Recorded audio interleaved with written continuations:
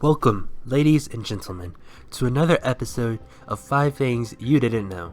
Today, we'll be covering Jak 3, a beautiful open-world action-adventure game that was meant to conclude the Jak and Daxter series, but Naughty Dog couldn't let it go.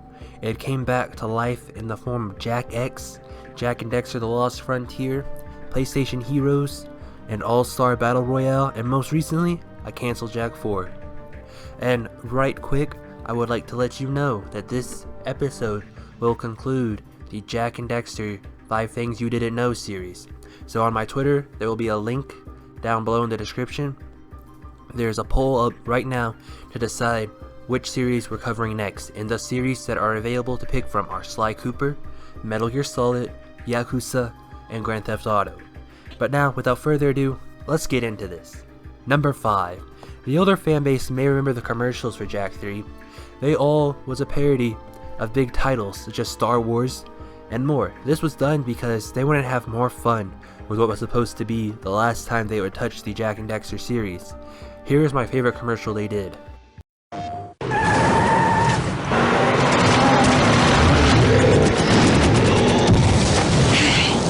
Well, Jak, it's over.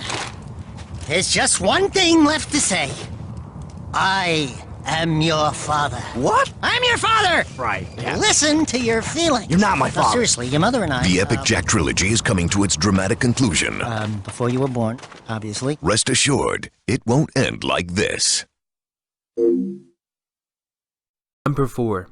Although the PlayStation 2 was only out for a little bit before Jak 3 was released, Jak 3 was the most high-powered release on the PlayStation 2. It took more power than the PlayStation 2 was thought to have because they used a custom language for code, which took use of the PlayStation 1 hardware inside the PlayStation 2.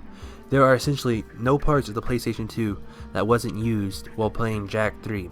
If you want to see for yourself, pop in Jak 3, or any Jaks for that matter, because they all took more power than the PlayStation was supposed to have.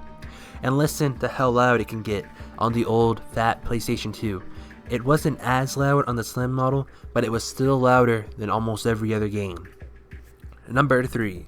Jak 3 has an Easter egg of a picture of a small part of the development team.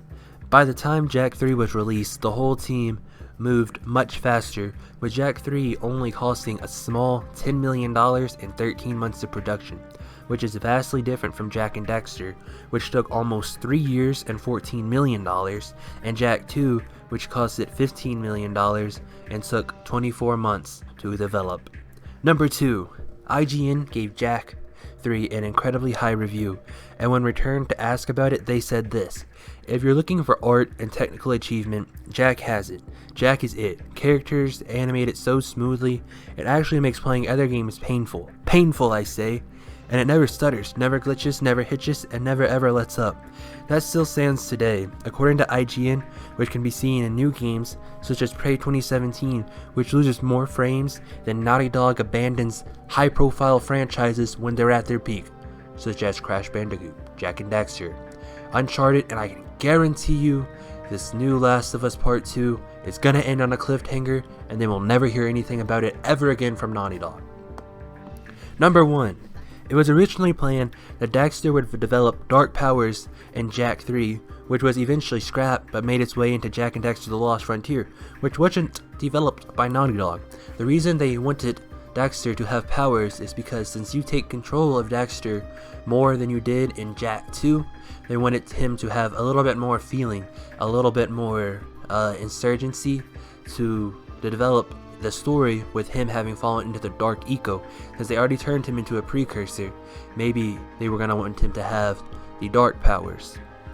That has been 5 things you didn't know about Jak 3, or maybe you did know, but we got one bonus fact for you today.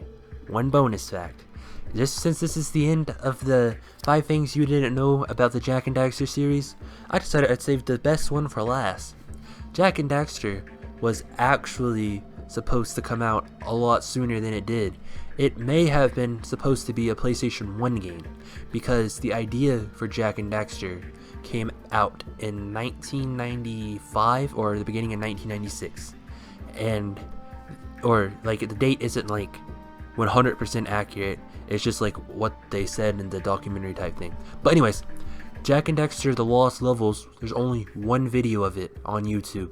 It used to be available to play on the Jak and Daxter website, but they took it down, so now you can no longer play the game.